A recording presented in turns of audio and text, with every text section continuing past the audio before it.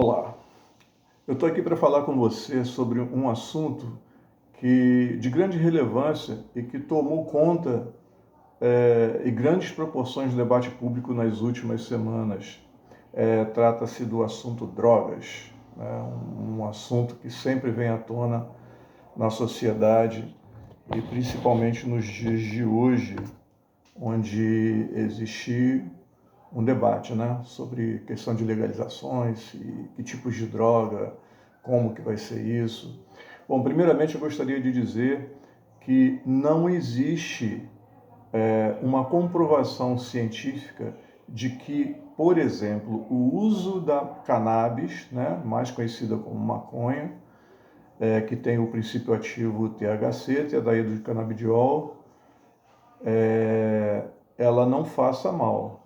Não existe comprovação científica que não faça mal. É uma droga ainda muito desconhecida, mesmo para fins medicinais, ok? De qualquer forma, aqueles que se debruçam sobre a legislação em relação ao uso da maconha, a liberar, né, a maconha e descriminalizar o uso recreativo, eles não têm um conhecimento e uma experiência epistemológica do problema, ou seja, conhece dos livros, das publicações científicas, de pequenos textos, enfim, de pequenas experiências, de pequenos estudos, né?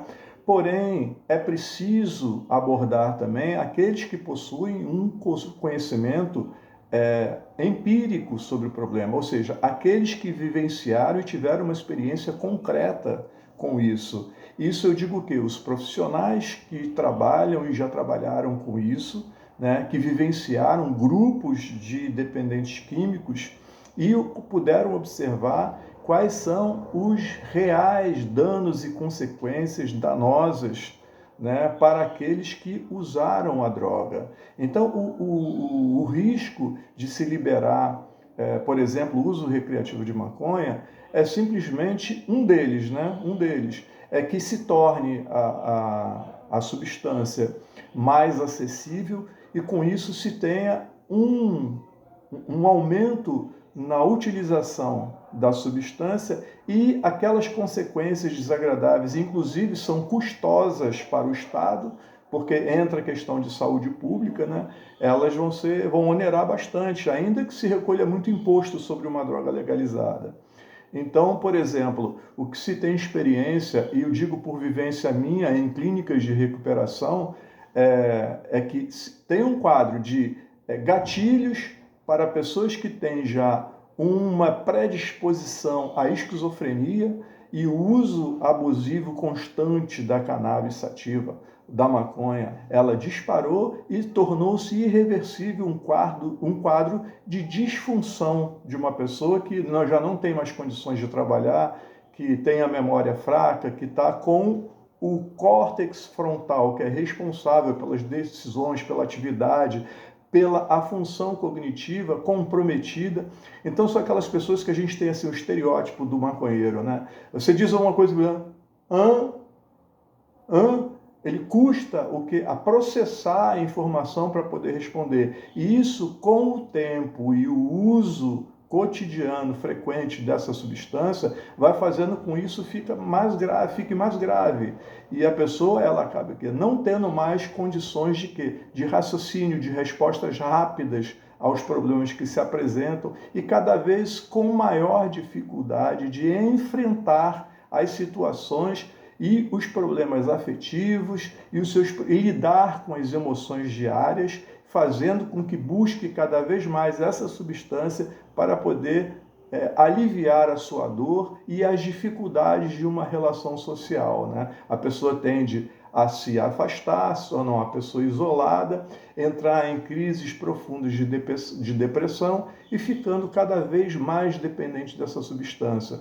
A gente tem que entender que é como aqui se fosse os neurotransmissores, né? Então a gente tem a substância, ela se liga. Aqui eu tenho, por exemplo, 4, né? Eu tenho 4 ligas de neurotransmissores para o cérebro. Então, com o uso constante, essas ligas, elas vão sendo reprimidas, vão sendo colocadas para trás, de forma que você vai aumentando a resistência à substância. Em vez de 4, eu passo a ter 2 ligações com o cérebro para poder absorver a substância, para me dar aquele barato, aquele efeito que eu estou buscando. Então, eu vou precisar de que o cérebro vai informar, não está legal ainda, eu preciso de mais substâncias. Por quê? Porque você já não tem mais as ligas, né, onde esses neurotransmissores são encaminhados para dentro das células e assim fazer a sua função de prazer dentro do cérebro. Aí o que? Busca mais quantidade, mais quantidade. E assim acontece com todas as outras drogas que causam dependência.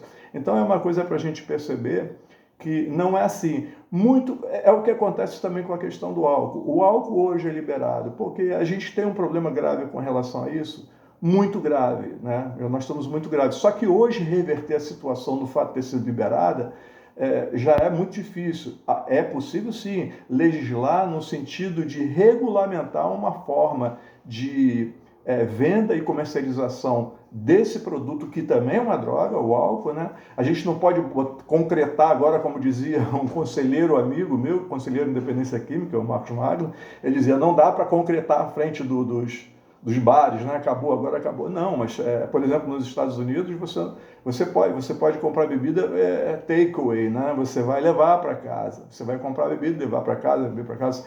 Qualquer indício de você estar alcoolizado na rua, a polícia normalmente te para, né, e te leva para um lugar até que você fique bom, porque você está passível de cometer algum ato insano, porque você está sob efeito de bebida alcoólica ou de outra droga.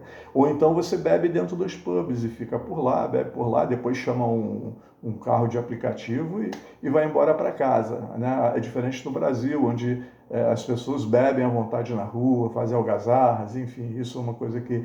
E os problemas dentro das famílias, né, eles se agravam cada vez mais, e cada vez mais fica visível que o álcool é um responsável importante dos problemas sociais que a gente tem, e principalmente nos núcleos familiares, abusos e agressividade com as mulheres, né? com violência doméstica. O alcoolismo está muito ligado a isso. E assim também, todas as drogas têm esse mesmo perfil, né? Umas de formas diferentes, uma deixa a pessoa mais agressiva, mas de qualquer forma a abstinência sempre é um problema sério, a pessoa fica fora de si, ela não consegue se controlar, e a dependência faz com que a pessoa fique totalmente dominada por aquilo, de forma que não consegue mais viver a sua vida e fazer e ter a sua vida diária, né, os seus compromissos diários, realizar os seus compromissos diários sem ser submetido a essa substância, né? Então fica totalmente dependente, a vida do sujeito fica dependente disso, né?